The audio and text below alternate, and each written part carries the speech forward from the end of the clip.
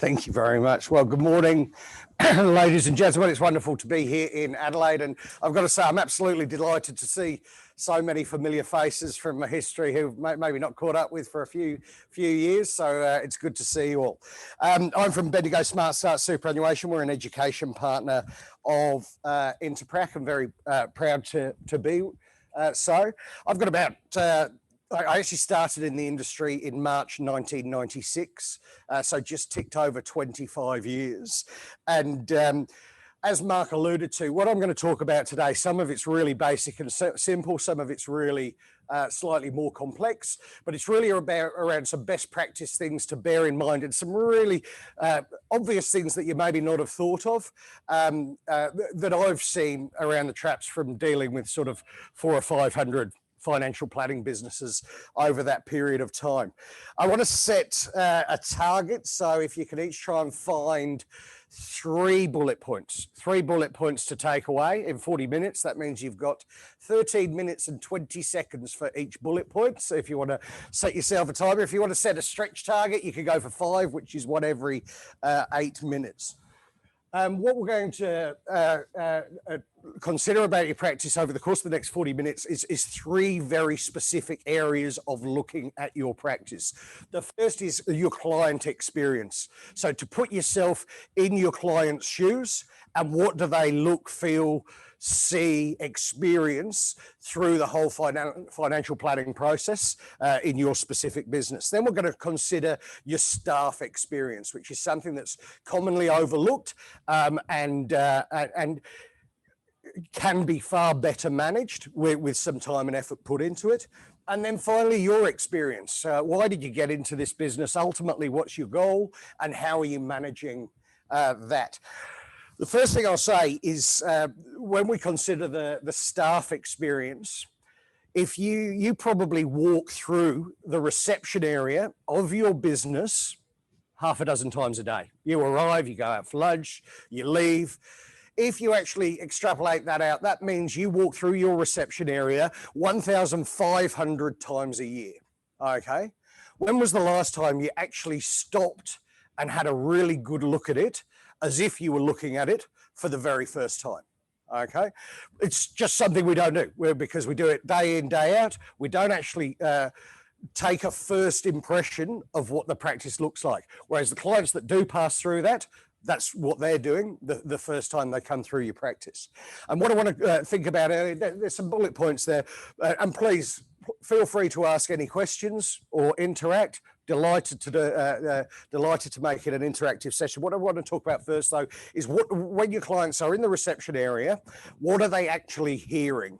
Okay, so disregarding the slide for the time being, first of all, you may have someone who tends to work in that reception area. Now, we're going to talk about a lot of inbuilt subconscious physiological reactions.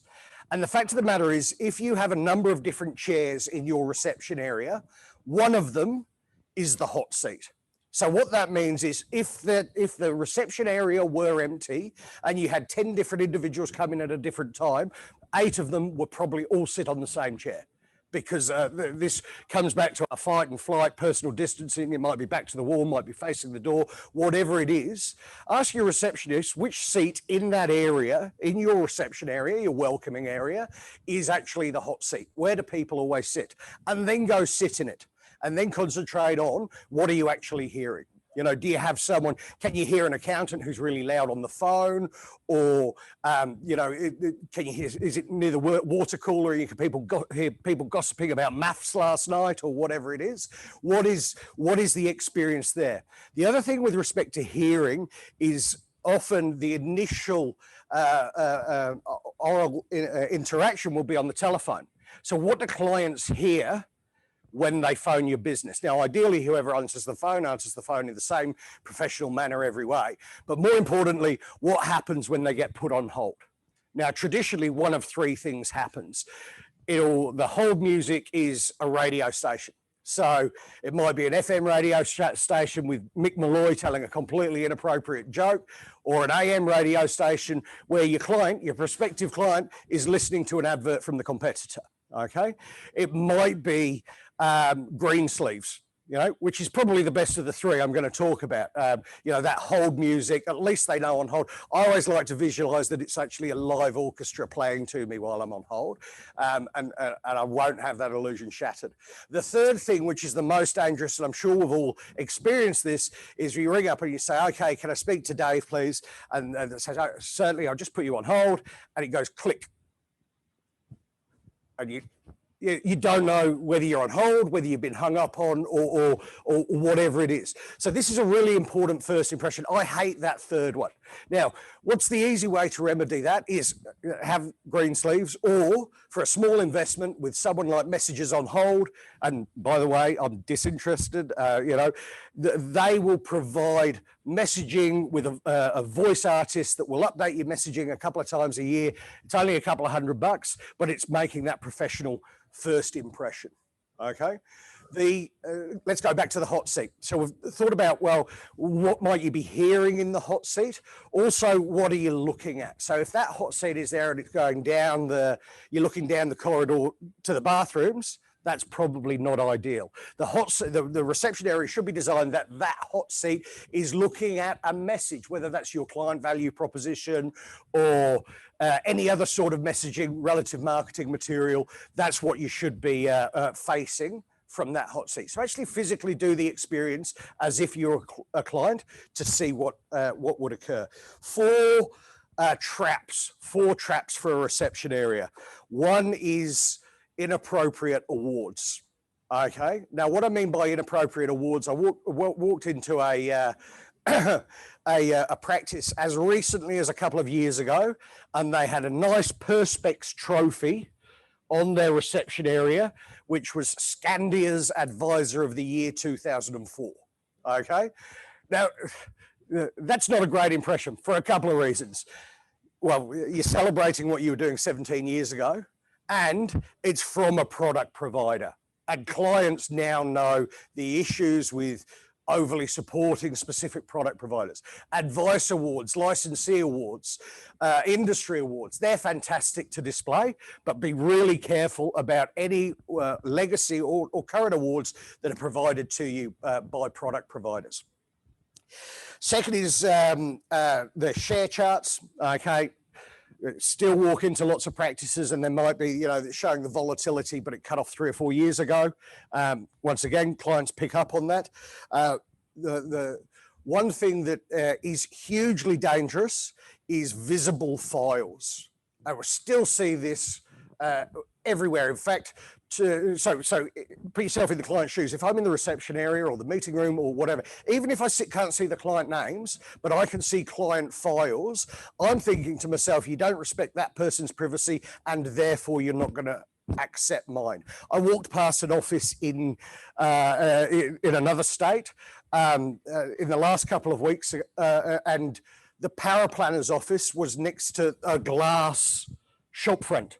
So actually from the street, you could see client files with the client's names. Okay. Now, what sort of impression is that giving around the business? So you should never be able to see any client files. And also reading material. If you are going to provide reading material, is it relevant to what your brand is? Is it, New Weekly where, Princess Kate's now the Queen or whatever it is, or is it relevant financial documentation or the Financial Review?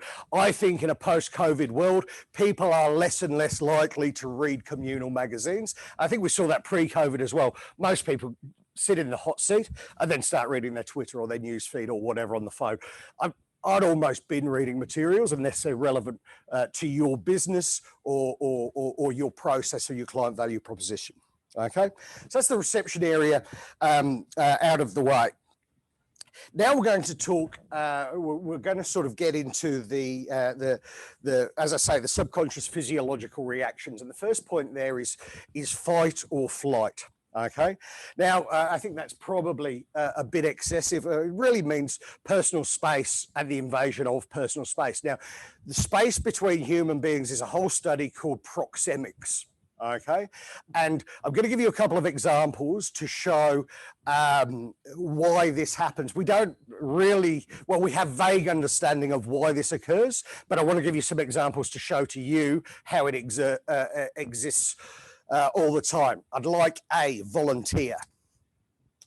Thanks, Aggie. I've done a drawing here. Okay, Aggie, what's that a picture of? It's clearly a bus. Okay. It's the overhead shot of a bus. Okay, so you're getting on this bus. You're the last person to get on this bus, and it's taking no more passengers. Okay, and there's a few stops, and you're actually getting off at the last stop. So it's a no standing bus. You're the last passenger to get on, and there's one seat available. Aggie, that's obviously the driver. Where are you going to sit? Not leading the witness, but where do you think you might sit? The X's occupied. They're humans, yeah. Oh, well, I'll definitely go where it's non-occupied there. Terrific. Especially if it's a beautiful young lady. Well, it's interesting you say that. And please bear that in mind. It's someone incredibly attractive of your preferred gender that you're now sat next to. So the bus. Well, not getting involved, Mark. So let's. The bus starts dropping off passengers. It's coming on its way into King William, and first of all, these two passengers get off, and then this passenger gets off. Next stop, these two, and these two. Hopefully, you're beginning to see where this is going, Aggie. Then this person gets off with those two people, and these two, and these two. Needless to say, these two. There's 4 people left on the bus.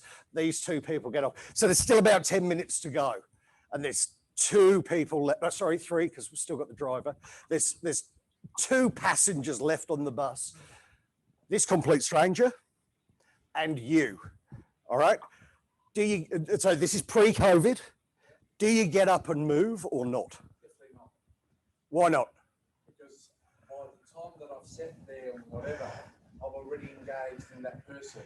Unless he's telling me, excuse me, sir, I want to be left alone, I will not move. I'm actually now thinking he's probably going to move himself. But show of hands. So let's say you've not formed a close bond with this person. Show of hands. Who stays? Show of hands. Who stays where they are? Okay, who moves? All right, so it's about a 50-50 split. What do you think the right answer is? There is a right answer. The right answer is move. You know why? Because this person's going, why won't he move? You know, if you put yourself in the seat of, in the shoes of that person, you're saying, why won't this person, there's heaps of space now. And we don't move. The non-movers are just being too polite. They don't want to offend the person. Now, you're not going to invite them around for a barbecue on the weekend. You're probably never going to see them again. So get up and move. Now, what's the point of the example? Not to tell you to get up and move, but to know both of you will be having that subconscious reaction to the proxemics of the space that you're in. The other great example, again, pre-COVID, is where you get in a lift with 7 or 8 people and people are getting out as the lift's going up. And each time someone gets out, nothing's said, there's just little shuffling until all the way up, everyone's an equal distance apart. You know, that's just protocol. It's just a natural response. What's great, actually, if to really confuse someone in that scenario, it will get in the lift. Oh, it was say to yourself, don't move, don't move, don't move. Or if you're the last one in, face everyone. That throws everyone off completely instead of facing the door. And one last example is this happened in 2007. I was on annual leave and I was a single guy, annual leave, and I went to see the movie I Am Legend with Will Smith. I don't know if any of you have seen it. I'll give it 3 stars, Margaret. And it was 2:30 on a Tuesday afternoon, so got into the picture theatre, walked down to row M, sat slap bang in the middle. I'm the only person in the whole cinema. I'm like, this is the best thing ever, okay? It's about 1 minute to go, and someone shuffles in at the back. This guy, this is a true story, shuffles in at the back. He's coming down. He's, row M. Oh no, and you know what's going to happen? Comes down and sits next to me. How? It's a true story. How uncomfortable is that? Obviously, that person doesn't have the same sort of subconscious physiological reaction. And what a coincidence after all these years to meet Mark Ryan again. Anyway, this is a desk. And as I say, I've been around since '96 in this industry, and someone came up with a terrible idea about 20 years ago, and I hated it, where, you know, traditionally we might have clients here and we sit here. And the life brokers came up with this terrible idea, and they started redesigning desks where we all sit next to each other on the end. Okay, you know, it's like all part. I hated it. Works for some people. If ever I'm seeing a professional services person and they do that, I'm uncomfortable. I like that space. I like, you know, creating that space for the meeting. Guggen and Fisher-Lockwood, really interesting experiment from the 80s. And this is again to further prove our subconscious processing. So the experiment by Guggen and Fisher-Lockwood was around the impact of human touch. Okay, and I'm not saying, well, this is something you need to start using in your interview process. Again, it's to show you how we are wired. They tested 1,000 candidates who didn't know they were being experimented upon. And basically what they had was, one of them was carrying a whole bunch of floppy disks. Okay, anyone under 25 know what a floppy disk is? And they'd go up to a complete stranger and ask them for directions. So 500, they went up and asked for directions. The other 500, they went up and tapped them on the elbow and asked for directions. Okay. As they turned away, they dropped the floppy disks. Of the people they just asked for directions, 63% of them helped them pick up the floppy disks. Of the people they just tapped on the elbow when they asked directions, over 90% helped them pick up the floppy disks. So again, it just shows we're hardwired with these things without necessarily understanding how or why. All right, let's move to the meeting space. First of all, privacy. Okay, again, no client files visible whatsoever. The second area here is resources. So do you have all the appropriate documentation? If it's a first, I'm a big believer in having a sort of all needs first appointment file within the meeting room. So, you know, you're meeting a client for the first time, you might need third-party authorities signed, or everything that obviously you need your FSG, everything along those lines, everything you might possibly need, you have available there. Okay, as opposed to, okay, we're going to look at your Australian super, I'll get you to sign a third-party authority, go out, come back, sign that. Okay, we might need this as well, go out, come back. Have everything you might possibly need there for that client. The second area is audio-visual. Now, there are two things on audio-visual. The first is just make sure it's all working. You know, we don't have to sit around the end anymore because we normally have a screen or something like that. The reason I say, we say, well, make sure it's working. I'm 48 years old, okay? And there's nothing more unsettling than a 48-year-old man in a suit crawling around under a table trying to put leads together, okay? The other thing with respect to audio visual is turn your email alerts off, because that can be quite distracting. If you've got a Bucks weekend coming up and your emails are still turned on, who knows what's going to pop up through your presentations. Turn your email alerts off. Whiteboard. Make sure the whiteboard is clean from the previous appointment. You might be doing quite a similar strategy, and then it feels like a cookie cutter approach. So clean the whiteboard after every presentation, so it's free for the next meeting. And the third thing is client tools. There are two really simple things for client tools. One of them ties in nicely with the proxemics. A lot of you may have notepads with your letterhead or your business name on them, or just normal notepads. Place notepads and pens where you want the clients to sit. Okay, and you go ahead and say, oh, look, those are your two, because the majority of clients forget to bring a pen and paper with them. Okay, they're too embarrassed to ask, and you just encourage them to take notes, tear it off, stick it to the fridge for the next meeting. So it's constantly reminding them what was discussed in that first meeting. The other thing, and this is so simple, but so few officers do it, is a box of tissues. Okay, yeah. Has anyone ever had a runny nose? If you've ever had a runny nose, you know all you're thinking about, particularly if you're in a meeting, is your runny nose. You know, you don't want to sniff, and you've suddenly stopped listening to everything that's being said. Now, particularly if you're dealing with older clients, as we get older, we get more and more emotional. I know I certainly do. I get Terry at EastEnders. Just as you get older, these things start happening. So as simple as having a box of tissues in the interview room. Again, the client's not going to say, I've got a terrible runny nose. Have you got some tissues? Just have it there. All right. Post-COVID world, social distancing, and this is really about shaking hands. So the handshake has been around supposedly for around 9,000 years. The first documented imagery of it is on the, now I've got to check this guy's name, I've got it right in Sydney. It is of King Shalmaneser, that's it, King Shalmaneser III of Assyria, on the monument of Karlu. By the way, this is on the test. And that depicts him shaking hands. That dates back about 3,000 years, okay? So the handshake has been around forever. This next quote was written prior to COVID. If we look at this, only the immediate fear of death or serious illness is enough to suppress our need to shake hands. Now, isn't that interesting with what's happened in the last 18 months? 18 months ago, we would have said, no, we'll always shake hands. And even now, there's an element of discomfort around, do we shake hands? Don't we shake hands? Okay. Now, my suggestion is put a sign up in your reception area that says, due to COVID, we don't shake hands, we bump fists or we bump elbow. And it takes away that whole, that we're doing at the moment, because we don't know whether we're shaking hands or not. This book was actually released in the last couple of months, The Handshake, A Gripping History. I've read it, I found it really interesting.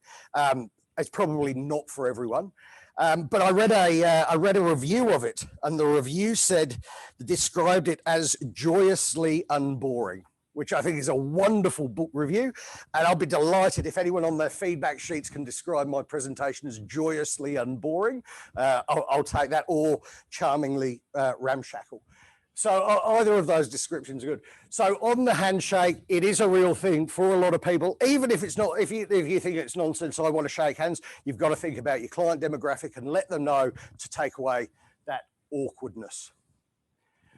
We'll skip through that. Okay, we're going to go to your staff perspective of the business now. So the onboarding process with staff, one of the most important days any staff that work for you will have is their first day. Okay, too many people starting the first job and then here's your desk, here's your notepad, there's the stationery cupboard. Good luck. And then the next day they come in and they go, oh, you came back. You need to get things right with the staff from the first day. And there's two things to do here. And I put the caveat on this that I am not an employment lawyer, but you do need to do these two things. Okay. The first is you're legally bound to issue every new staff member a Fair Work information statement. Okay. Now, if you ever have an issue with the Fair Work Ombudsman or they come and audit you, the first thing they're going to ask you is, where's your register of or the date each staff member received their Fair Work information statement that they've signed that they received it. If you don't have that register, you're already losing the argument. As of the 27th of March this year, you now need to also provide, if they're casual, a casual employee information statement. All right? Now, these are easily available on the internet, and lots of people don't know they're actually a legal requirement. Learn and grow. As we run smaller businesses, and I didn't see the presentation about millennials, but we know millennials want career progression. They want to be, because of Mark Zuckerberg and people like that, they want to be multi-billionaires, CEOs, managing directors within about 25 minutes of starting, okay? There are two stages in a career. Okay, and as a small business, it's hard to provide vertical progression. So if you can't provide vertical progression, you have to make an extra effort to provide horizontal expansion. So if there aren't the opportunities to move people, in the old accountancy parlance, move people up, okay, because the business isn't big enough you need to expand that person's skills to help them become a more rounded professional, which ultimately will then feed in to moving where you work from a practice to a business, which is something we'll talk about again in a moment. An open environment. So it needs to feel like a safe environment. People can be themselves, and on that, I like to see businesses that with the new ideas of efficiencies from staff are an expectation, not an exception. It should be potentially a KPI for all staff member, whether it's the receptionist or the senior accountant or the graduate or the IT person, to come up with new ideas. Now, some of those ideas will be rubbish, but it doesn't matter. It should be encouraged that all new ideas are brought forward. So make new ideas an expectation, not an exception. Now, a really great example of that was there was a teller, a bank teller, who about 15 years ago got sick at the end of the day, going to the back of the ATM, opening it up and getting all the cards people had left behind, okay, in the ATM. Because what happened back then was you put your card in, you put in your PIN number, okay, you drew out your $50, okay, and then you got your card back. And this bank teller said to management, and now this is worldwide, what if we give the card back before the money? Okay, and this was the biggest efficiency change in ATMs ever, because people get your money, you can forget about your card. You don't take your card and forget about your money. So it saved clients time, it saved banks huge amounts of money in issuing new cards, convenience, the time of getting all these lost cards. And that's the point is, the best idea for your business could come from absolutely anybody. If you're the principal of your business, your job is to filter the good ideas from the bad ideas, okay? It's not to expect good ideas from the top people. It's ideas are an expectation. An org chart. Doesn't matter how small your business is, you should have an org chart, because that can create aspirations within your staff. It also creates sort of line management, and you can even share that org chart with your clients. You know, that could be on the wall in the reception, so they get a feel for who they're doing business with within your business. Management, so staff reviews should be to a formula. There should be a framework, there should be time frame, and as the manager, you should commit to those reviews. You need to sort of remember that the staff look forward to those far more than the manager does. So the manager, it's no good saying we're going to do a performance review. It's going to be an hour, and you sit in there in 20 minutes. Look, you're doing a good job, but this could be a bit better. All right, see you later. This is their chance to share with you their ideas and their experience and their expectations and so on and so forth. So it's a really important investment to make. One thing I skipped over, incidentally, is staff handbook. You should have a staff handbook that are the rules about how things work around your place. Okay. Examples of things that could be in there. You know, if you've got a pool car, what are the rules around that? Mobile phones that are owned by the business. If you're a waiter, if a waiter drops a tray of plates in a restaurant, okay, it's illegal for the restaurateur to take the cost of those plates out of the waiter's salary, all right? However, most businesses, if there's a business mobile phone and it gets damaged, charge the staff member who was in possession of the phone when it was damaged, okay? Now, is that legal? Is it grey? Well, if it's all documented in the staff handbook, it puts you in a really good footing before you start. Also, protocols in there around calling in sick and taking holidays and things like that. And also your workplace health and safety expectations of your staff. You know, their bags are under the desk, there's not cords, they're not doing flamethrowing, just the standard stuff you don't want occurring in your office. We're going to now move on to retention. How are we going for that? I'm conscious. Oh, wow. I better slow down for once. All right, retention. One of the biggest challenges for a small practice is retaining really, really good people. And the biggest issue I've seen over the course of the last 20 years is where advisors, new advisors are recruited with the potential of equity in the business down the track. Okay, and a year passes and 3 years pass and 5 years pass, and it's still this pipe dream of equity down the track. So you recruit a gun advisor with the promise of equity and nothing happens. As Michael Butler or compliance would tell you, if it's not written down, it didn't happen.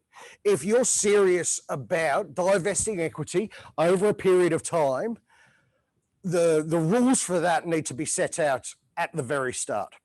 Okay, because then you're more likely to work towards it. And this comes into, okay, you starting to think about your business and why you're in your business.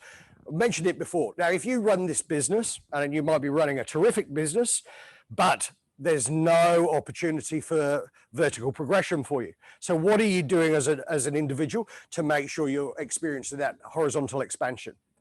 That's really important for the brain to keep developing, keep learning, and it doesn't necessarily have to be something to do with work.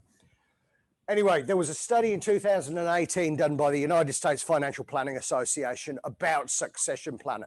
So they asked a couple of thousand financial planners how many of them had a succession plan for their business. All right, 27% said yes, they have a succession plan. They then asked them how many have a documented succession plan. And 1% of them had a documented succession plan. Now, you've built this business over time, and we work towards a retire. We have a Valhalla sort of view of what retirement's going to look like and when it's going to come. But you're probably, we're talking to our clients about their superannuation, ideally from their mid-30s. Are we doing the same around our succession plan for our business? And there's also the premature event succession planning. So if you were to get run over, as the principal, if you were to get run over by a bus tomorrow, okay, with Aggie just sat there looking down as the bus runs over you.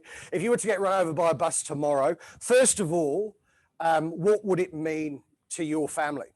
If there's not a succession plan in place, does that mean your business would just be sold as per a fire sale for a lot less than it's actually worth? So what would be the financial impact on your family? Secondly, if you have staff, you're responsible for their well-being and their children's education and them paying their mortgage. What would happen to your staff if you got run over by a bus tomorrow?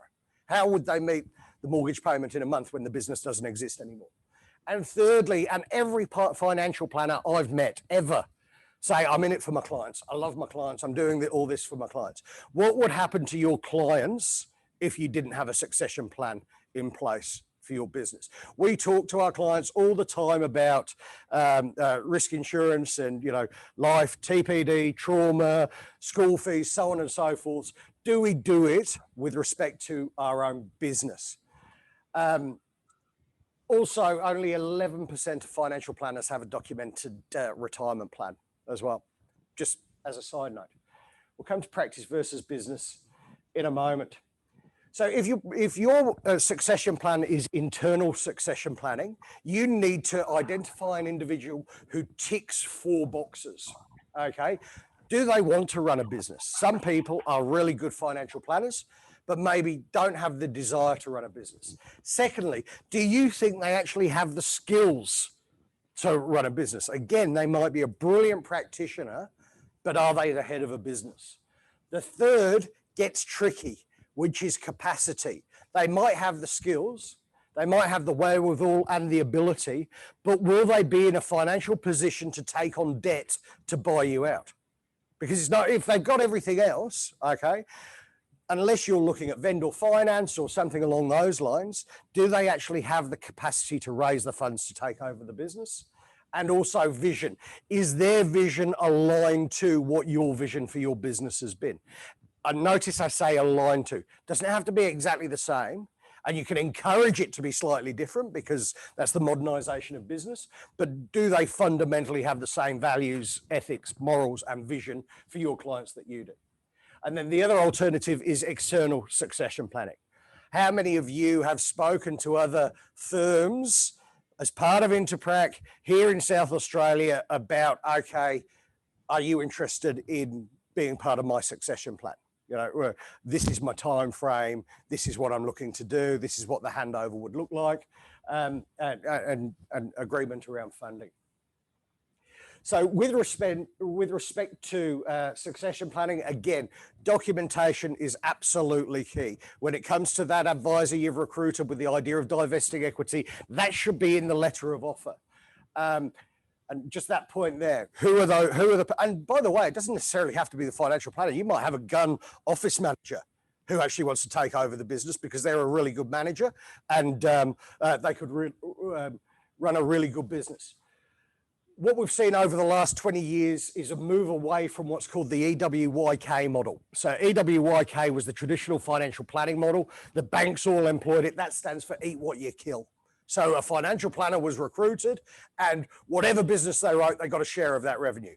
That builds a financial planning practice. You need to move to a financial planning business. So if you have someone that you're looking at from a succession planning perspective, they need to be part of the business meetings. So not just what's our revenue, how many clients have you seen, how much revenue have you written, but you know, they should be part of meetings around office rental space, how the whole business works, efficiencies in management. Are we buying paper from Staples or Dunder Mifflin? The whole running of the business as opposed to a practice. Specsavers are the classic example how they moved a profession from practices to a business. You know, your optometrist on the corner is a practice. Specsavers is a business. And I'm not saying, look, you need to build some monolith like Specsavers, but move from running a practice to a business with a business profitability model, review it and seek legal counsel. There are a whole bunch of different sort of pricing variations and models, things like that. And it depends on your practice. I'm just speeding up a little bit because I am getting short of time. Last thing I want to talk about now is your board of advice. All the great businesses I've worked with have a board of advice, and that might be 4 or 5 people with different skill sets, potentially from different industries, who you provide a board report to a couple of times a year. This is what we've done. This is what we're doing in the next 6 months. And that's not limited to you. If you have an individual as part of your succession plan, they should be delivering part of that board report. If you have a senior office manager, they should be delivering part of that board report. You might have, you know, a product BDM, you might have a practice development manager, a compliance person, someone who's good at marketing. As I say, someone who works in retail or owns a florist, or just someone you respect who knows business. And you meet with them, present to them once every 6 months and take them out for a steak. What that helps you do is it keeps you accountable and moves you out from inertia. So many times we come to these days with 100 brilliant ideas and nothing's changed by next time, whereas a board report will hold you to account. I'm just going to speak for literally 2 minutes around Bendigo Smart Start Superannuation. As I mentioned, we're education partner new to the approved product list. Just high level information about it. There are some packs on your desks. We've got a 4 apples Chant West rating, and all our funds are Lonsec recommended. So not investment grade, recommended grade. The cost of the platform is $98 per annum. That's it. Plus obviously your ICRs on the funds. There are 12 funds. There's a cash fund, there's a socially responsible fund. Then we've got 5 index, 5 active related to the risk profile. Managed by Sandhurst trustees, also a fully owned subsidiary of Bendigo Bank. We're in the space of competing with industry super funds. We're largely, or normally, cheaper than industry super funds. We offer daily pricing, online access for the advisors, online access portal for clients. We've also got group insurance. We can do tailored insurance. We can fund retail insurance from the platform via partial rollover at no transaction fee. And we also offer takeover terms. So if they've got their group insurance with Aussie Super or Host Plus or whatever it is, we've got a really simple six question questionnaire to offer takeover terms, to the point where I think the hardest question on that is, have you had 6 consecutive days off work in the last 12 months? That's the hardest question of the underwriting. Okay, so it is a fully functioning platform, $98 a year, 12 funds. If you, as I say, we're on the approved product list. That's me. There are my details. So if you would like to find out a little bit more about Bendigo Smart Start, please feel free to let me know. I've really skimmed over the top. There's a whole bunch more I can talk about with respect to the platform or anything else we've covered in this presentation today. We're about adding value, not product flog. You know, our product's so simple, we're not going to talk about it all the time. We want to have value to practices. So please feel free to get in touch if you want to talk about Bendigo Smart Start or anything else we've covered off today. Please join me in thanking Tim. Thanks, Mark.